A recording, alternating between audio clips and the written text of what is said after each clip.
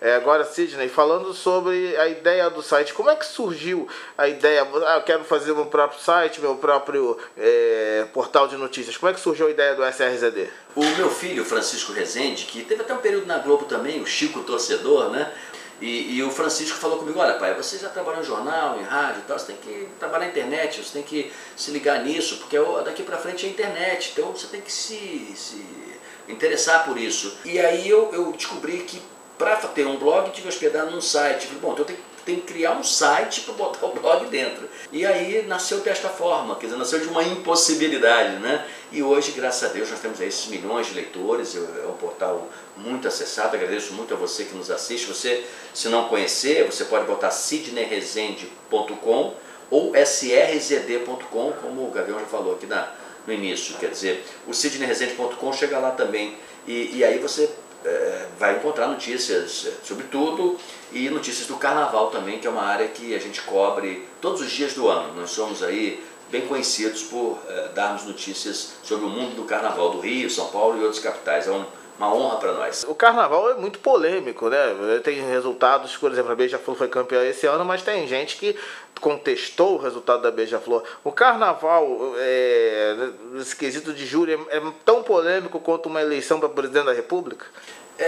São coisas diferentes, né? Quando você fala em grandezas, em dimensão, com todo respeito ao carnaval, que é uma brilhante festa, são coisas distintas, né? A escolha de um presidente está escolhendo o chefe da nação, que vai trabalhar pelos próximos 4 anos, né? No sentido de melhorar o país. No caso do carnaval, é uma expressão cultural que se dá, quando você fala em polêmica, porque é muito apaixonante, né? E nós damos todas essas notícias. O importante é você, no caso de um veículo de comunicação, perseguir a isenção. Não deixar de fazer uma crítica quando ela carece, quando é necessário, quando ela exige, né, uma crítica. Não se pode deixar de fazer um elogio se ele merecer, não se deve deixar de exibir uma foto, um vídeo, uma entrevista, uma reportagem, e nós fazemos isso. Então eu não compararia os dois modelos, porque é como se fossem frutas diferentes, né? Você pode dizer, olha, eu gosto muito de laranja, acho uma fruta muito saborosa, mas eu gosto de abacaxi também, né? Então quer dizer, eu gosto de limão, eu gosto de melancia. São coisas diferentes, são frutas das quais a gente não pode deixar de se alimentar na vida, né? Então sempre bom você ter o carnaval, o lazer e as festas como uma parte integrante da sua vida, sem esquecer outras coisas também ditas como sérias, né? E que tem a ver com o destino do povo também. Certo, você falou sobre o destino do povo e você lançou um livro sobre depoimentos de personalidades que gostariam de usar aquela famosa faixa verde e amarela de presidente da República.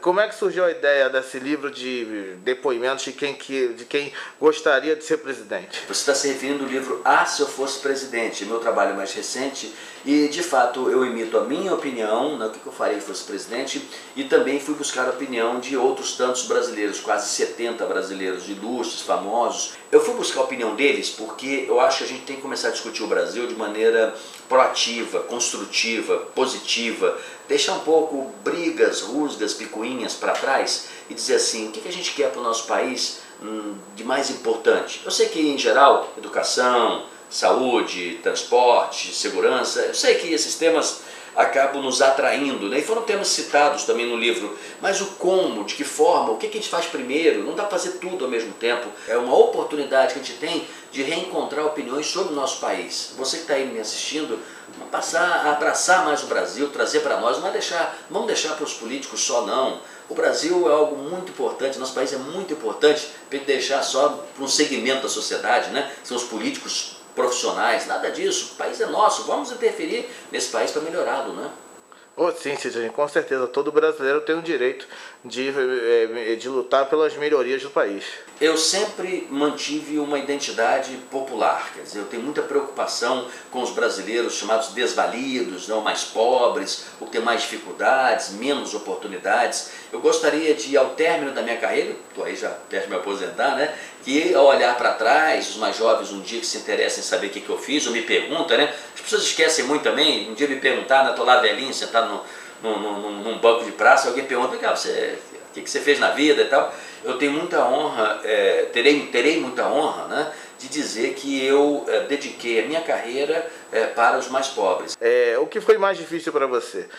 Aquela entrevista com o ex-governador, o ex-secretário Antony Garotinho, que ele havia feito algumas respostas um pouco duras, ou ver o Zé Roberto Wright prejudicar o Bangu na final do campeonato de 85 com o Fluminense, Campeonato Carioca de 85? O que foi mais difícil? Bom, eu não estou fazendo piadinha, o senhor deve tomar água com açúcar e o senhor sim é que deve me respeitar. Eu não estou desrespeitando o senhor em absoluto.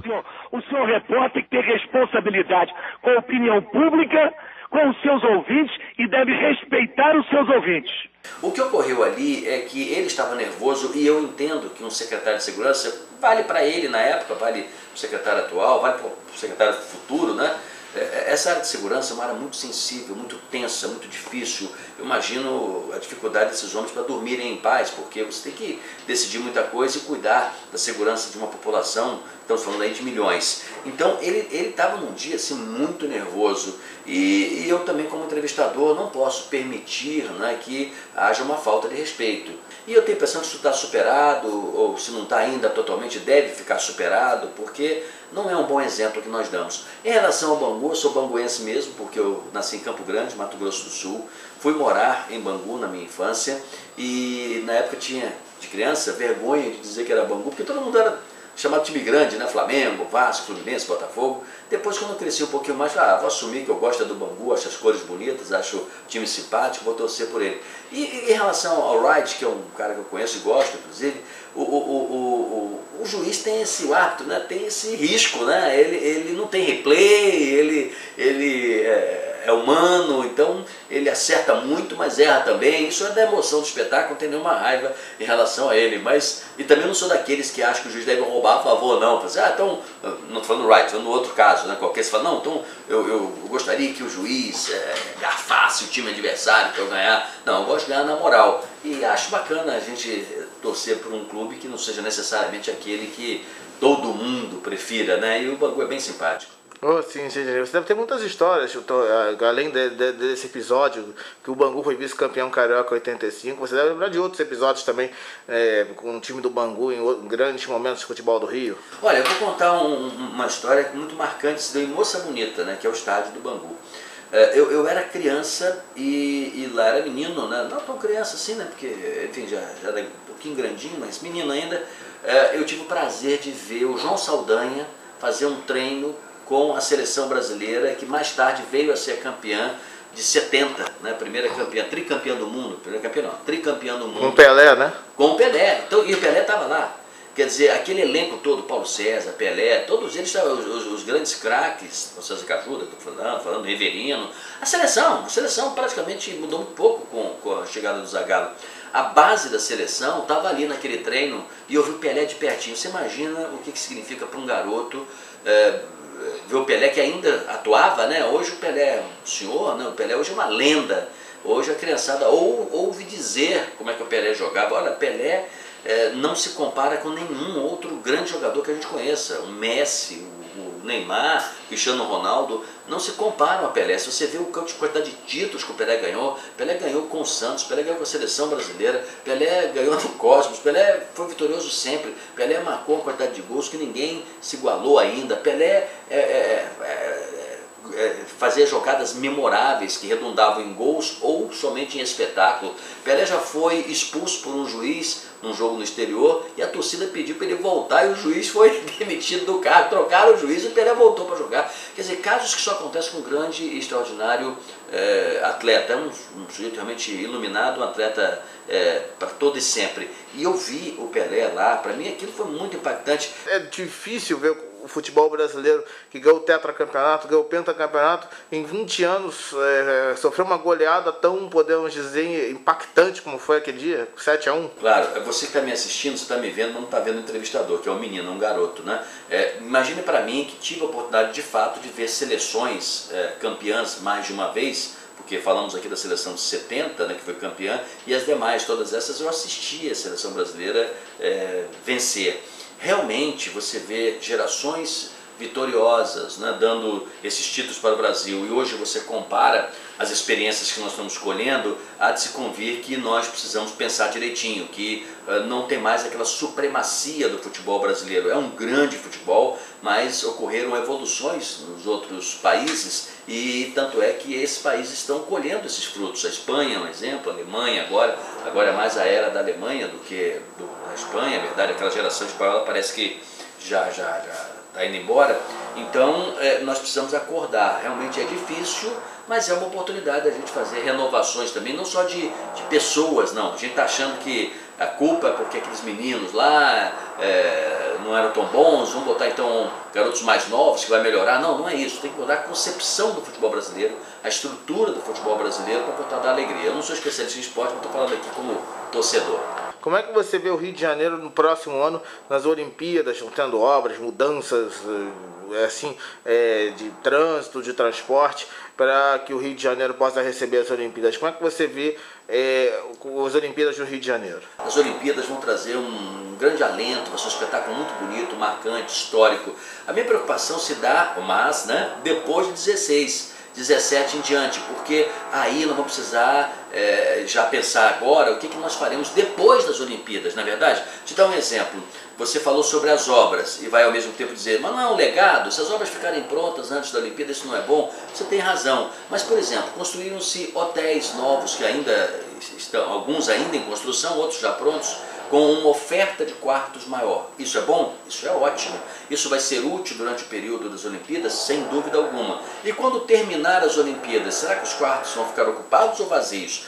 Para que eles permaneçam sendo ocupados, é preciso incentivar o turismo da cidade do Rio de Janeiro, é preciso melhorar a forma de se pensar a cidade daqui para frente, na área de segurança, na área de infraestrutura, na área educacional, e isso o Rio precisa de fato se preocupar. Nós temos muitos problemas, a segurança pública não é um problema solucionado ainda. A parte de educação também é problemática, a educação não é boa, por mais se tenha dito que melhorou.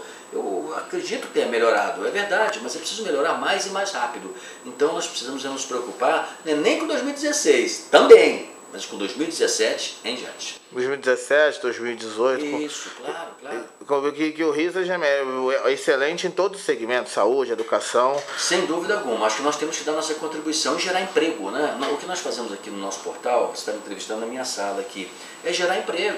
Emprego para jovens jornalistas, pessoas ligadas ao marketing, à publicidade, à comunicação em geral. O que a gente tem feito é isso, é trabalhar para gerar emprego. Nem sempre isso é possível, mas a gente se esforça para isso. Você vê profissionais de jornalismo, jornalistas indo para a política, tentando uma carreira política. Você já foi convidado alguma vez para filiar algum partido, ser candidato? Eu já tive o prazer de ser convidado várias vezes. Teve uma especialmente que se deu há bastante tempo, foi o então era prefeito, depois tornou-se governador, Marcelo Alencar.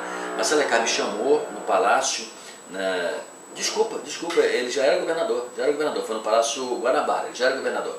Ele me chamou lá, me provocando para eu ser candidato a deputado federal, ele achava que eu podia desempenhar essa função, e eu optei pelo jornalismo e estou no jornalismo até hoje. Então, de vez em quando surge esse convite, essa possibilidade, não é?